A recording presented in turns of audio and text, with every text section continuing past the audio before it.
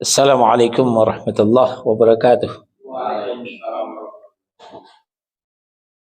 Innal hamdalillah nahmaduhu wa nasta'inuhu wa nastaghfiruh wa na'udzu billahi min shururi anfusina wa min sayyiati a'malina.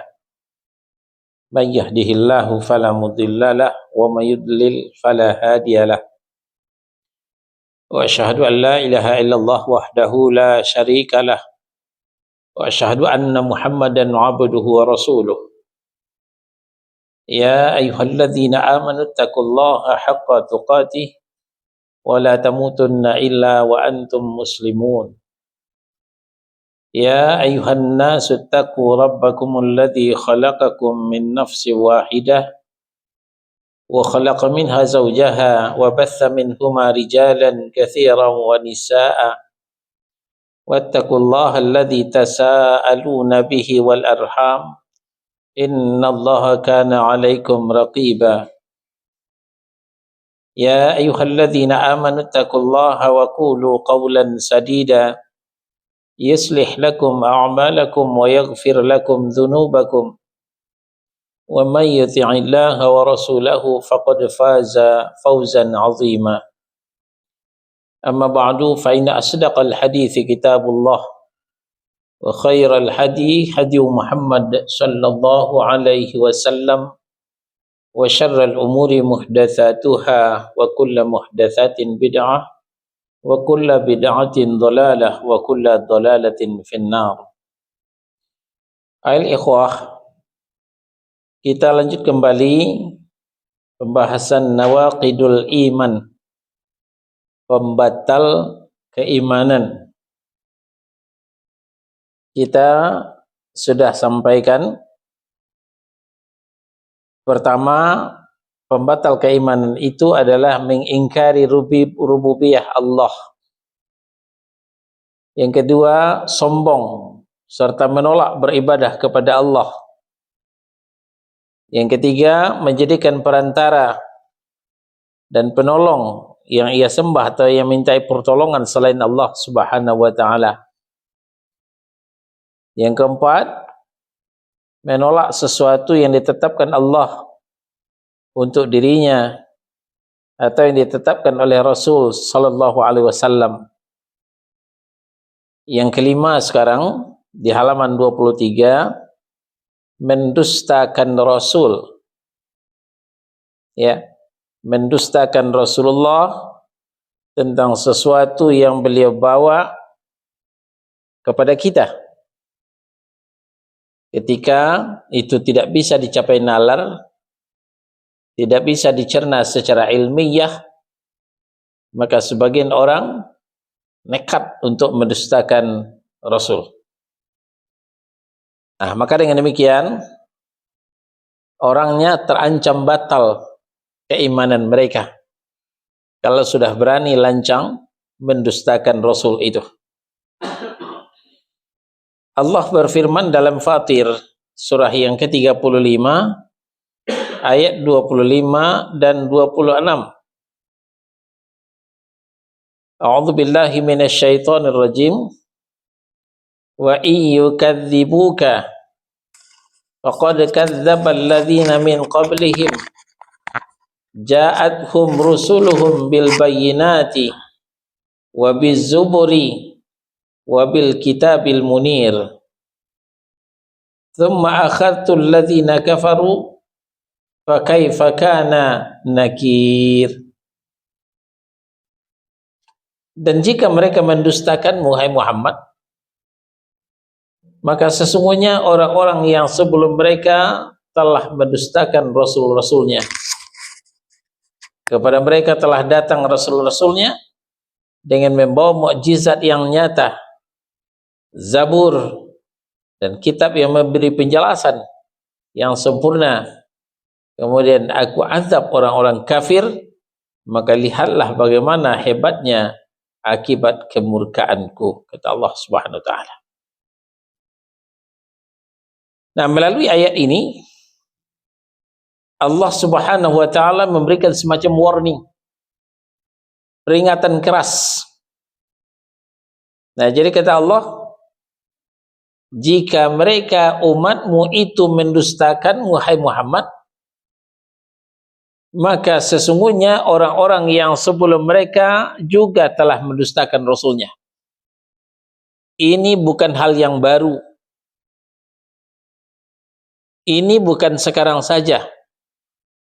Tapi sudah sejak dulu banyak Rasul-Rasul yang didustakan oleh umatnya, yang akibatnya berbuah bencana.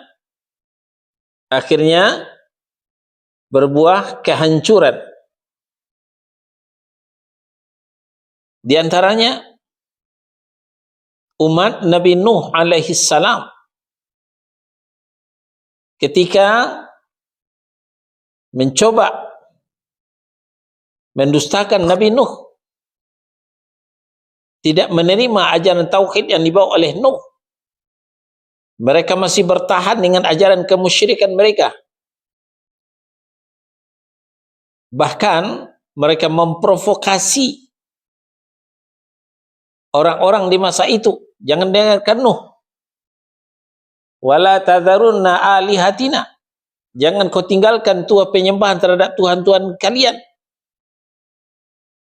Tuhan Suwa, Tuhan Wan, Tuhan Yagus, Tuhan Ya'ud, Tuhan Nasar. Ya, ada 5 berhala Tuhan mereka. Klimaksnya mereka ditenggelamkan dalam banjir bandang. Bahkan banjir itu menenggelamkan bukit tempat bernaungnya anaknya Nabi Nuh itu sendiri, yaitu Kan'an. Nah, itu balasan Allah terhadap orang yang mendustakan Rasulnya. Nabi Musa misalnya, ketika orang-orang Mesir termasuk Fir'aun tidak mau diajak bertauhid, masih musyrik, menyembah selain pada Allah Subhanahu wa taala, akhirnya Allah juga tenggelamkan mereka di Laut Merah ketika penyeberangan untuk Nabi Musa dan pengikutnya dibentangkan jalan raya. Selamatlah Nabi Musa ke seberang. Begitu Nabi Musa sampai di seberang, lalu Fir'aun dengan tentaranya juga nyusul. Ketika sudah pada masuk, maka kemudian air laut itu bertemu lagi. Jalan raya itu menghilang. Maka tenggelamlah Fir'aun dengan tentaranya. Sudah 2. Nabi Syuaib juga demikian. Umatnya bukan hanya menyembah berhala. Umat Nabi Syuaib juga curang. Kaum Nabi Syuaib disebut dengan kaum Madian. Mereka disadarkan tidak mau sadar. Malah mengancam akan mengusir Nabi Syuaib. Nah, akhirnya mereka itu dihujani dengan batu oleh Allah Subhanahu wa taala. Kemudian Nabi Hud, ya, masih di masa kita mundur sebelumnya Nabi Musa, di masanya Nabi Ibrahim ada Nabi Lut. Nabi Lut juga mendustakan Rasulnya. Umat Nabi Lut maksudnya itu kaum Sodom. Mereka mendustakan Nabi Lut. Malah mereka melakukan seks menyimpang. Ya. Mereka memilih kawin sesama jenis. Nah, itu makanya kalau ada laki-laki kawin dengan laki-laki itu disebut dengan sodomi. Itu terambil daripada kaum Sodom. Pertama kali melakukan seks menyimpang. Disampaikan dakwah oleh Nabi Lut, malah Nabi Lut yang terancam. Akhirnya negeri Sodom juga dieksekusi oleh Allah diangkat oleh malaikat dengan sayapnya lalu dibanting ke bawah, hancurlah negeri Sodom. Itulah yang kita lihat saksi bisu. Kita lihat di map, di gambar peta ada Bahrul Mait, batas antara Jordan dan Palestina. Bahrul Mait itu adalah sebuah danau yang besar, yang di situ tidak ada kehidupan. Ikan tidak hidup, lumut tidak hidup, mati semua. Karena kentalnya zat racun. Ternyata itu peninggalan kaum pendosa yang melakukan seks menyimpang. Nah, Indonesia sedang menunggu antrian. Kalau LGBT masih dibiarkan juga, tidak segera dihapus, ya, menunggu giliran seperti yang dialami oleh kaum Sodom. Karena melakukan seks sejenis itu adalah perbuatan yang sangat dimurkai oleh Allah Subhanahu wa ta'ala. Nah, sekarang kita melihat kaumnya Nabi Saleh. Nabi Saleh dengan kaum Tsamud. Ya. Nabi Saleh dengan kaum Tsamud juga mendustakan Rasulnya. Senang menyembah patung, menyembah berhala. Ketika disampaikan dakwah tauhid oleh Nabi Saleh, mereka mendustakan. Mereka tidak menerima. Maka kemudian Allah turunkan angin kencang, ya, angin kencang yang meluluh lantakkan negeri kaum Tsamud tersebut. Nah, lalu berikutnya kaum Ad juga seperti itu. Kaum Ad musyrik, mempersekutukan Allah, menyembah patung. Allah kirimlah Nabi Hud, ya, Nabi Hud untuk menyampaikan dakwah tauhid. Tetapi sama dengan kaum-kaum sebelumnya, tidak semuanya beriman kepada Nabi Hud. Banyak juga yang kafir, yang menentang. Maka akhirnya kaum Ad pun dihancurkan oleh Allah Subhanahu wa ta'ala.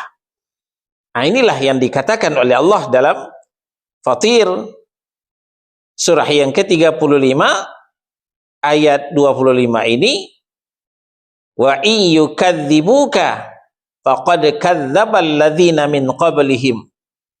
Jika mereka mendustakanmu hai Muhammad, sesungguhnya orang-orang sebelum mereka juga telah banyak mendustakan rasul-rasulnya. Ini bukan hal yang baru.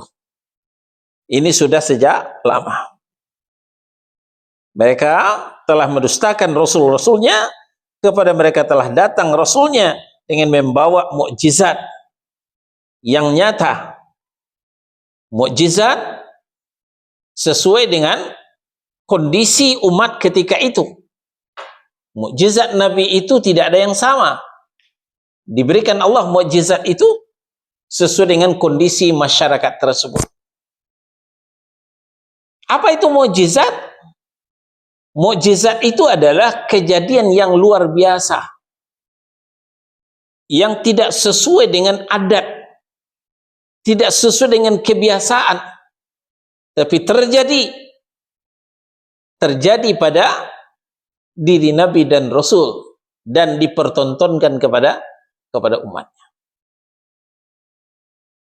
Apa bedanya dengan sihir? Kalau sihir bisa dipelajari, kalau mukjizat tidak bisa dipelajari.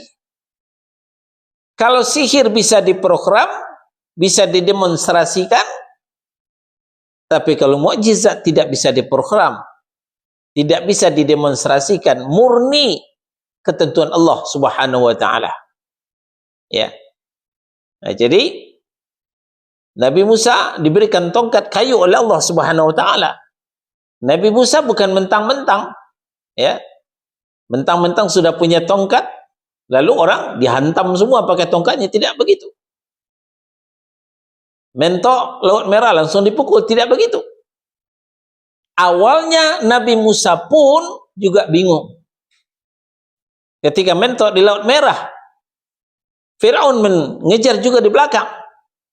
Nah, ketika itulah turun perintah, pukulkan tongkatmu itu, hai Musa. Barulah Musa memukulkan.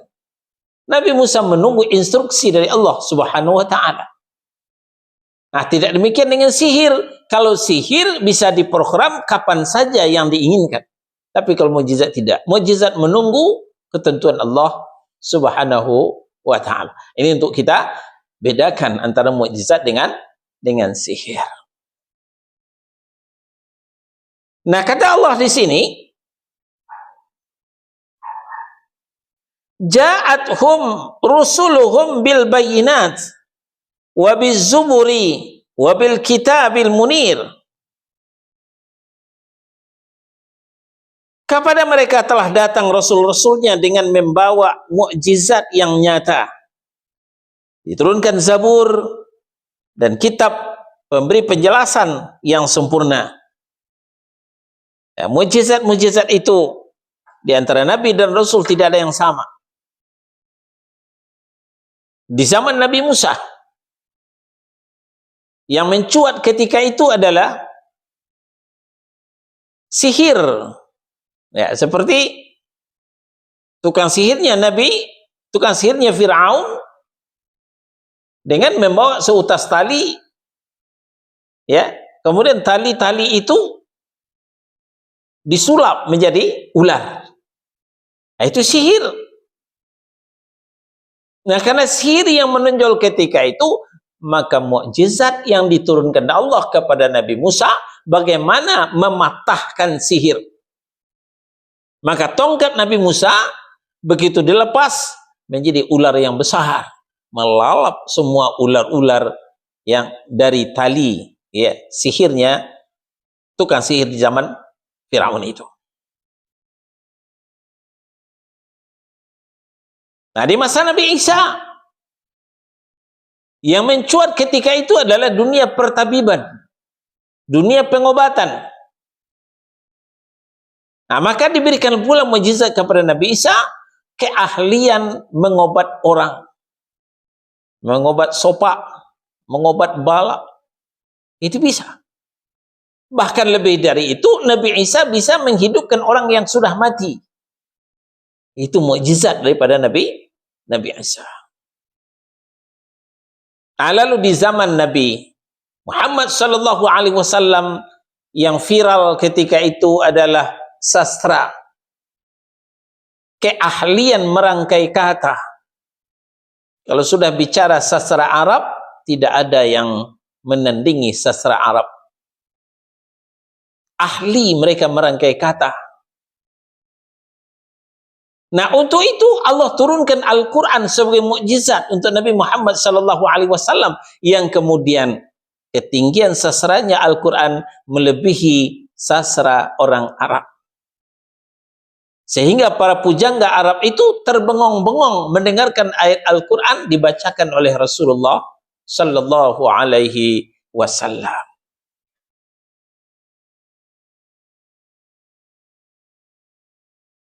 Nah, lalu summa akhadtu alladhina kafaru fa kaifa kana nakir.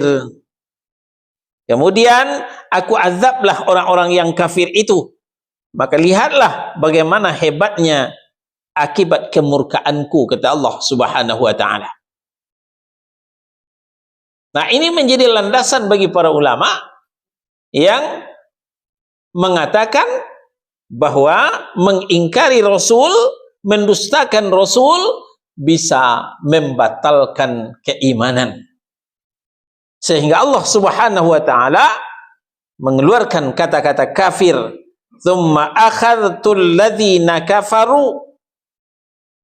Kemudian aku azab orang-orang yang kafir itu. Maksudnya orang-orang yang mendustakan Rasul itu. Maka lihatlah bagaimana hebatnya akibat kemurkaanku, kata Allah Subhanahu wa ta'ala. Lihatlah bagaimana peninggalan umat Nabi Lut, penderitaan negeri Sodom, penderitaan kaum Ad, penderitaan kaum Samud, ya, karena mereka mendustakan rasul-rasul mereka. Nah, sekarang kita sadari atau tidak, sebagian kaum muslimin sudah mulai pula mendustakan rasulnya. Mungkin di mulutnya masih berbicara cinta Nabi, cinta Rasul, tapi ternyata dalam kesehariannya sudah mendustakan Rasul itu sendiri. Mulutnya yang masih mengatakan cinta Nabi dan cinta Rasul, tapi yang dilakukan dalam kesehariannya sudah mendustakan ajaran Rasul. Contoh kecil saja. Perhatikan.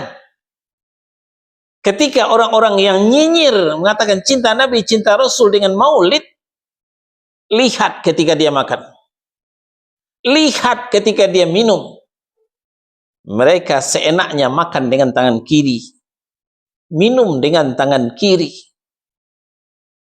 Padahal Rasulullah Shallallahu Alaihi Wasallam telah mengajarkan, "Idza akala ahadukum falyakul biyaminih, wa idza syariba falyashrub biyaminih." Kalau salah seorang di antaramu makan, makanlah dengan tangan kanan. Kalau di antaramu mau minum, minumlah dengan tangan kanan. Kenapa? Fa inna syaitan ta'kulu bishimalih wa tashrabu bishimalih. Syaitan itu suka makan dengan tangan kiri dan minum juga dengan tangan kiri. Perhatikan mereka, ya. Ketika mereka makan, seenaknya mereka dengan tangan kiri, minum dengan tangan kiri, ya. Yang jelas sekali, ketika minuman botol, ya, ambil botol air mineral, putar kepalanya dengan tangan kanan, lak lak lak lak lak lak. Ini pemandangan keseharian kita lihat. Tidak begitu cara minum yang diajarkan Nabi Shallallahu Alaihi Wasallam. Minum harus dengan tangan kanan. Maka pegang botol itu dengan tangan kanan. Putar kepalanya dengan tangan kiri, baru kita minum begitu. Ini cara minum yang diajarkan Nabi Sallallahu Alaihi Wasallam. Baru satu contoh. Baru satu contoh. Contoh berikutnya, yang ringan-ringan saja, yang enteng-enteng saja, tidak harus menguras tenaga, tidak harus banting tulang, tidak harus peras keringat, tidak harus membuka dompet, merogoh kocek. Apa? Waffirul liha, wahfus syawari. Peliharalah jenggot dan potonglah kumis. Lihat kaum muslimin yang nyinyir cinta Nabi, cinta Rasul, malah setengah memaksa untuk nyumbang maulid. Kalau nggak nyumbang maulid berarti nggak cinta Nabi, nggak nyumbang maulid berarti tidak cinta Rasul. Ternyata dagunya mulus seperti dagu perempuan. Lain halnya kalau tidak tumbuh, ini tumbuh tapi dicukur. Ini bentuk, ya, penentangan terhadap ajaran Rasulullah Sallallahu Alaihi Wasallam. Contoh yang ketiga, yang juga tidak berat. Ketika Nabi mengatakan, irfa izaraka ila nisfis saq, angkat pakaianmu sampai setengah betis. Nah, ini untuk laki-laki, bukan untuk perempuan. Angkat pakaianmu sampai setengah betis. Jadi kalau kita melihat ada orang celananya setengah betis, ini dalilnya. Fa'in abaita, kalau kau tak mau, boleh turun ke bawah. Ilal ka'bain, sampai 2 mata kaki. Jangan lewat. Jangan lewat. Ya. Wa iyyakum wal isbalul izar. Awaslah kalian. Berhati-hatilah kamu terhadap isbal, memanjangkan pakaian melewati mata kaki. Di riwayat Bukhari mengatakan, ma asfalal ka'baini minal izari fa finnar. Pakaian yang melewati mata kaki, maka kaki yang memakainya itu terancam neraka. Sahih riwayat Al-Bukhari. Nah, perhatikan. Yang nyinyir mengatakan cinta Nabi, cinta Rasul. Kebanyakan pakaian mereka melewati mata kaki. Apakah gamisnya? Apakah sarungnya? Apakah celananya? Tidak usah bicara hadis dulu. Bicara kebersihan saja. Kalau melewati mata kaki, tidak terjamin kebersihannya. Ketika hujan, ya kotor. Bergelimang lumpur. Berbeda dengan orang di atas mata kaki. Kaki celananya akan tetap terjamin bersih, suci. Nah ini ya perbedaan orang yang mentaati ajaran Rasul dan menentang atau mendustakan ajaran Rasulnya. Nah jadi maka penulis memasukkan mendustakan Rasul Sallallahu Alaihi Wasallam tentang sesuatu yang beliau bawa, itu sama saja mendustakan semua Rasul.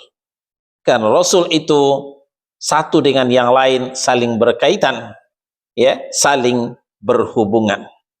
Mudah-mudahan ya dari hari ke hari kita bisalah menjalankan Islam ini secara kafah, secara totalitas, secara menyeluruh, sesuai dengan perintah Allah, ya ayyuhalladzina amanu udkhulu fis silmi kafah. Hai orang yang beriman, masuklah kalian ke dalam Islam secara kafah, secara totalitas, secara menyeluruh. Wala tattabi'u khutuwati syaitan, jangan kau ikuti langkah-langkah syaitan. Inna syaitan lakum aduwwum mubin. Syaitan itu musuh yang nyata untukmu, kata Allah Subhanahu wa taala. Nah, baik, sampai nomor